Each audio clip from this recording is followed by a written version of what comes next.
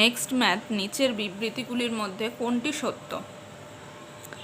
Z একটি বিশুদ্ধ জটিল সংখ্যা হলে Z minus z bar equal to 0 হয়। তো দেখি, জেড বিশুদ্ধ জটিল সংখ্যা মানে জেডকে এ প্লাস আইবি আকারে লিখতে পারবো।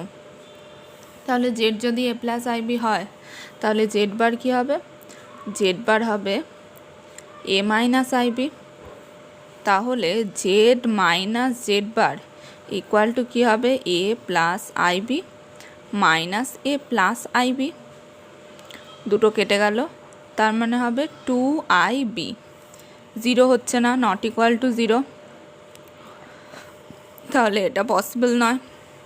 এরপর বলেছে বিশুদ্ধ বাস্তব সংখ্যা হলে, বিশুদ্ধ বাস্তব মানে ইমাজিনারি পার্ট থাকবে না, শুধুমাত্র রিয়েল পার্ট থাকবে। তার মানে জেড যদি এ হয় তাহলে জেড বারও এই হবে। তাহলে জেড প্লাস জেড বার এটা ইকুয়াল টু হবে 2A, তাই তো? এটাও নট ইকুয়াল টু 0, তার মানে এটাও পসিবল নয়। এবার বলেছে জটিল সংখ্যার বাস্তব অংশ তার মডিউলাসের থেকে বড় হতে পারে না। তো এখানে আমি একটা এক্সাম্পল নিই।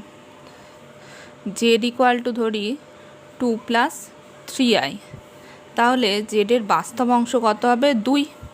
এবার মডিউলাস কত হবে? Root over 2 square plus 3 square, তাই তো? তার মানে রুট ওভার 4 যোগ 9, তার মানে কত হবে? রুট 13। এবার রুট 4 মানে তো 2, তাহলে রুট 13, তার মানে বাস্তব অংশ মডিউলাসের থেকে বড় হতে পারে না, তার মানে এটা সত্য। তো এটা তো সত্য হয়েই গেছে, তাহলে এটা আর চেক করার প্রয়োজন নেই, তোমরা বাড়িতে চেক করে দেখতে পারো, দেখবে এটাও মিলছে না। 18 নাম্বার, Z1 প্লাস Z2 দুটি পরস্পর অনুবন্ধী জটিল সংখ্যা হলে Z1 প্লাস Z2 হবে।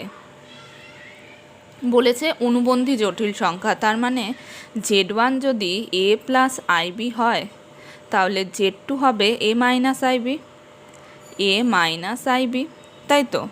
তাহলে Z1 প্লাস Z2 কী হবে? A plus i b plus A minus i b. এবার কেটে গেল, তাহলে হবে 2A, তাহলে 2Aটা কি? বাস্তব, তার মানে অ্যান্সার হবে বাস্তব। এ যদি বাস্তব হয় মানে কি? এ যদি বাস্তব, এই যে জেড যদি কাল্পনিক সংখ্যা হয় এ প্লাস আইবি, এটা কি বাস্তব অংশ আর বিটা কি কাল্পনিক অংশ, তো এ যদি বাস্তব অংশ হয় 2 এটাও নিশ্চয়ই বাস্তবই হবে। আচ্ছা, এরপর বলেছে জেড এবং অন্য একটি জটিল সংখ্যার কোণাঙ্কের যোগফল পাই হলে অন্য জটিল সংখ্যাটি দেখা যাবে। পূর্ণাঙ্ক যেহেতু বলেছে, আমরা তো জানি জেডকে এক্স প্লাস আইওয়াই বা এ প্লাস আইবি আকারে লেখা যায়, আর পূর্ণাঙ্ক যেহেতু বলেছে, পূর্ণাঙ্ক মানে কি? অ্যাম্প্লিটিউড। তো আমরা জেডকে মডিউলাস অ্যাম্প্লিটিউড আকারে লিখতে পারি, তাই তো? সেটার ফর্মটা কীরকম? Z equal to r into cos theta plus i sine theta, তাই তো? এটা হচ্ছে মডিউলাস অ্যাম্প্লিটিউড আকার, যেখানে অ্যাম্প্লিটিউড হচ্ছে theta.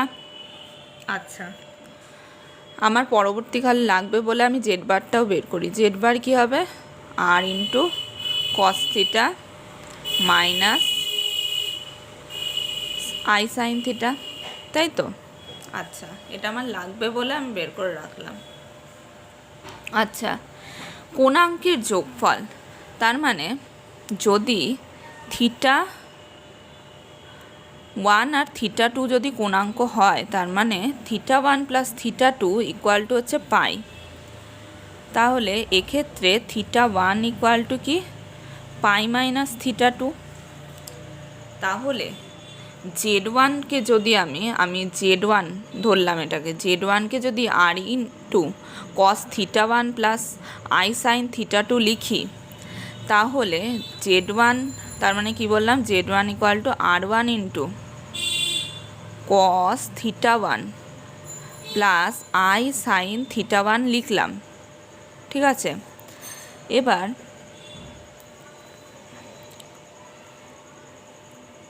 R1 into cos theta 1 এর মান কি? পাই মাইনাস থিটা 2, তাহলে pi minus theta two plus i into sine কি পাই মাইনাস থিটা টু, তাই তো? তাহলে R1 তার মানে পাই মাইনাস থিটা টু মানে এইটুকুনি হচ্ছে পাই, তার মাইনাস থিটা টু মানে সেকেন্ড কোয়াড্রেন্টে তাহলে সাইন ছাড়া তো বাকি সবই হচ্ছে কি হয় নেগেটিভ, তার মানে মাইনাস কস থিটা টু, তাই তো, plus i sine theta two, কারণ সাইন তো পজিটিভ, থিটা টু, তাহলে মাইনাস যদি কমন নিই minus R1 into cos theta two minus i sine theta two. এটা আমি কি ধরেছি, যদি জেড ইকুয়াল টু Z1 তার মানে এটা কি Z1 বার, তাহলে হচ্ছে মাইনাস Z1 বার। তার মানে কি জেড এবং অন্য জটিল সংখ্যার কোণাঙ্কের যোগফল পাই হলে অন্য জটিল সংখ্যাটি কি হবে মাইনাস জেড বার। এবার বলেছে যদি জেড একটি জটিল সংখ্যা হয় এমন যে এটা সিদ্ধ করে তবে জেডের সঞ্চার পদ। তো জেড আমি এক্স প্লাস আই বাই ধরে নিলাম, তাহলে জেড বার কী হবে, জেড বার হবে এক্স মাইনাস আই বাই, তাহলে modulus of z plus z bar, আচ্ছা টুকেই নি, z plus z bar equal to কী লিখেছে জেড মাইনাস জেড বার। আচ্ছা এবার মান বসাই, তাহলে x plus i y plus x minus i y equal to x plus i y minus x plus i y, তাই তো? তাহলে এখানে এক্স এক্স কেটে গেল, এখানে আই বাই কেটে গেল, তাহলে mod of 2x equal to mod of 2i y পাচ্ছি, তাহলে মড এখানে কি লিখতে পারি রুট ওভার 2x তার স্কোয়ার লিখতে পারি, তাই তো? আর এটা মানে লিখতে পারি রুট ওভার 2y তার স্কোয়ার, তাই তো? আইটা কেন হলো না, কেন কি 2i বাই, এটাকে যদি আমি জটিল সংখ্যা আকারে লিখি তার মানে কি লিখতে পারি 0 প্লাস হচ্ছে i ইন্টু 2y, তাই তো? বাস্তব পার্টটা কত 0 আর কাল্পনিক পার্টটা হচ্ছে 2y, তার মানে মডিউলাস কী হবে 0 স্কোয়ার প্লাস 2y স্কোয়ার। তো এটাই আমরা একবারে করেছি। তো এখান থেকে মড মানে প্লাস মাইনাস, তো এই দিকে আমি প্লাস মাইনাস লিখছি না, শুধুমাত্র এদিকে লিখছি, তার মানে 2x equal two plus minus 2y, 2 কেটে গেল, তার মানে x ইকুয়াল টু হচ্ছে প্লাস মাইনাস y, তার মানে একটা পাচ্ছি x ইকুয়াল টু y, তার মানে সেখান থেকে আমি লিখতে পারি x minus y equal to 0, আরেকটা পাচ্ছি হচ্ছে x equal to minus y, সেখান থেকে লিখতে পারি x plus y equal to 0। এবার আমরা কি জানি সরল রেখার সাধারণ ফর্মটা কি হয়, জেনারেল ফর্মটা, কোনো সরলরেখার জেনারেল ফর্ম হচ্ছে ax plus by plus c equal to 0, এটা হচ্ছে সরল রেখার জেনারেল ফর্ম। তাহলে এগুলোকে তো এইভাবে লেখা যাচ্ছে ax, তার মানে এখানে a1, b হচ্ছে -1 c0 ইকুয়াল টু 0, আর এখানে a1 b1 c0, তার মানে এটা হচ্ছে একজোড়া সরল রেখা। 21 নম্বর কোশ্চেনের অ্যান্সার হবে অপশান সি, একজোড়া সরলরেখা। ঠিক আছে, এবার বলেছে যদি জেড একটি জটিল সংখ্যা হয় এমন যে RE1/z equal to C, RE1/z মানে রিয়েল পার্ট অফ 1/z মানে বাস্তব অংশ of 1/z equal to c, যেখানে সি নট ইকুয়াল টু 0 একটি বাস্তব সংখ্যা, তাহলে জেডের সঞ্চার পদ। তাহলে আমি জেড ইকুয়াল টু যদি এক্স প্লাস আই বাই হয় তাহলে 1/z ইকুয়াল টু কত হবে 1/x প্লাস আই বাই, তাই তো? এটা লিখতে পারি। এবার উপর নিচে এক্স অনুবন্ধী দিয়ে গুণ করব, তার মানে উপরে পেলাম এক্স মাইনাস আই বাই আর নিচে পাবো x square minus i square y square, তাই তো? এখান থেকে আমরা যদি লিখি একবারে আমি যদি লিখে দিই তার মানে x by x square plus y square পাবো minus i into y by x square plus y square পাচ্ছি, তাই তো। এবার বলেছে real part of 1/z equal to c. তাহলে 1/z এর বাস্তব অংশ কোনটা? বাস্তব অংশ হচ্ছে এই পার্টটা, তার মানে x by x square plus y square equal to পাচ্ছি সি। ঠিক আছে, তাহলে ক্যালকুলেশন যদি করি c into x square plus y square, হ্যাঁ, ইকুয়াল টু এক্স পাচ্ছি। এটাকে আমি লিখতে পারি এইভাবে, x square plus y square minus x by c equal to 0। এটা আমরা পাচ্ছি বৃত্তের সমীকরণ। কি বললাম? বৃত্তের সমীকরণ। কারণ বৃত্তের সমীকরণকে আমরা লিখতে পারি x square plus y square plus 2gx plus 2fy plus c equal to 0। এটা হচ্ছে বৃত্তের সাধারণ, বৃত্তের সমীকরণের আর কি জেনারেল ফর্ম। তাহলে x square plus y square আর এক্সের সহগ পাচ্ছি হচ্ছে মাইনাস 1/c, আর বাকিগুলো হচ্ছে ওয়াইয়ের সহগ 0, সি 0 ইকুয়াল টু 0। তাহলে এটা হচ্ছে বৃত্তের সমীকরণ পেলাম। তাহলে আমরা পাবো অপশান ডি। নেক্সট কোশ্চেন বলেছে আই ইকুয়াল টু -1 হলে 3 মাইনাস আই এর স্কোয়ারের মডিউলাস কত হবে? তাহলে এটা ক্যালকুলেশন করি। 3i মাইনাস 1 এর স্কোয়ার, এটা কি লিখতে পারি 9i square minus 2 into 3i into 1 6i plus 1 square মানে 1। আই স্কোয়ারের মান কত বলেছে? -1।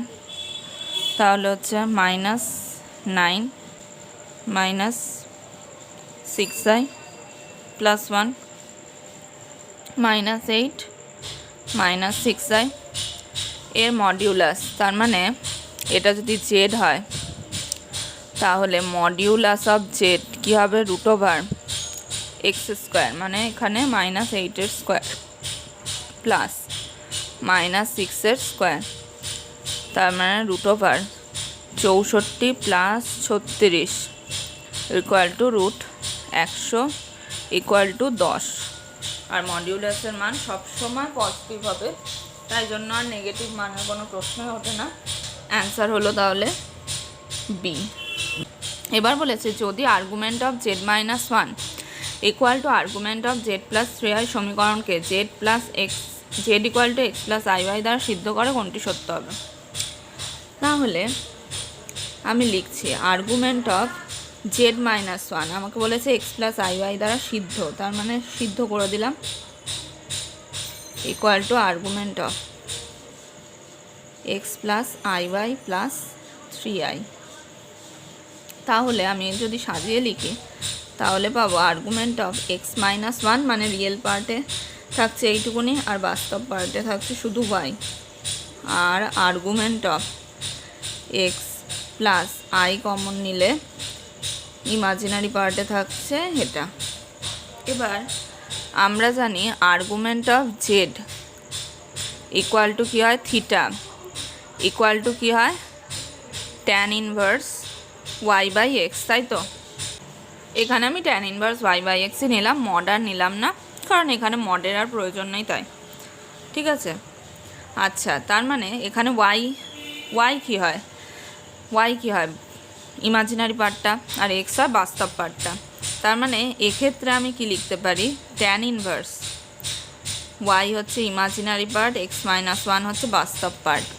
এখানে কি লিখতে পারি? tan ইনভার্স y প্লাস 3 হচ্ছে ইমাজিনারি পার্ট আর x হচ্ছে বাস্তব পার্ট। বোথ সাইড যদি tan ইনভার্স উঠিয়ে দিই তার মানে হবে y by x-1 y plus 3 by x, তাই তো। এবার আমি ক্যালকুলেশন করি, হবে xy equal to x-1 into y plus 3। এখান থেকে পাবো xy ইকুয়াল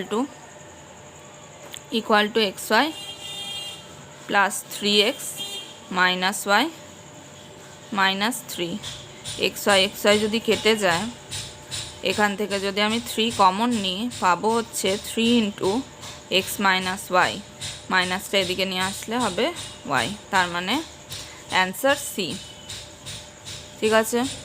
আচ্ছা, এবার বলছে জটিল সংখ্যা 1 + 2i, 2 + 3i, 3 + 4i শীর্ষবিন্দু হবে, মানে কোন ত্রিভুজে? অপশান তোমরা দেখবে, সমকোণী না সমবাহু না সমদ্বিবাহু ত্রিভুজ নাকি কোনোটি না, এরকম সামথিং দিয়েছে।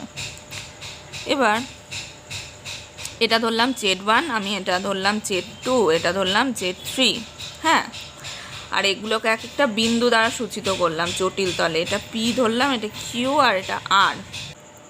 P Q R তো শীর্ষবিন্দু বলছে, এখান থেকে আমরা নিশ্চয়ই বাহু বের করতে পারবো। আর বাহু আমরা কেন বের করব? কারণ বাহু বের করলেই তো আমরা বলতে পারবো সেটা সমবাহু ত্রিভুজ হবে নাকি সমদ্বিবাহু ত্রিভুজ হবে নাকি সমকোণী ত্রিভুজ হবে। 3টে বাহু যদি সেম দৈর্ঘ্য বেরোয় তাহলে কি বলবো? সমবাহু ত্রিভুজ। যদি 2টো বাহু সেম বেরোয় তাহলে বলবো সমদ্বিবাহু।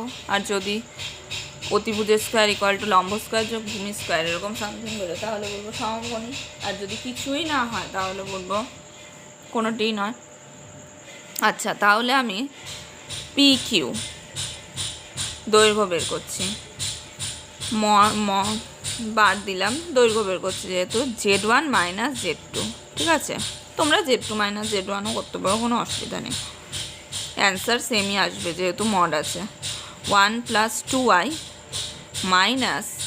2 - 3i লিখতে পারি, তার মানে কি এলো? তার মানে এলো -1 - i, তাই তো, -1 - i, তার মানে মডিউলাস যেহেতু, তার মানে আমি কি লিখতে পারি? -1 স্কোয়ার যোগ -1 স্কোয়ার, তার মানে আলটিমেটলি হলো রুটের ভেতর 1 যোগ 1 মানে √2। সেমভাবে আমি কিউআর বের করি, কিউআর কত হবে? Z2 - Z3 modulus of 2 + 3i -3 - 4i। সেমভাবে -1 - i পাচ্ছি, তার মানে হচ্ছে √1 স্কোয়ার যোগ -1 স্কোয়ার, তার মানে সেমভাবে পেয়ে যাচ্ছি √2।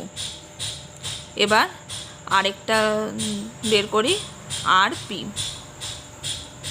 বা পি আর যাই বলো না কেন, তো আমি Z3 - Z1 লিখলাম, তার মানে হবে 3 + 4i -1 - 2i, তার মানে এখান থেকে পেলাম 2 + 2i, তার মানে √2 স্কোয়ার যোগ 2 স্কোয়ার, তার মানে 4 যোগ 4 8, তার মানে হচ্ছে 2√2। যদি তোমরা দেখো তাহলে আমরা দুটো বাহু সেম পেলাম, তাই না? P q equal to q R,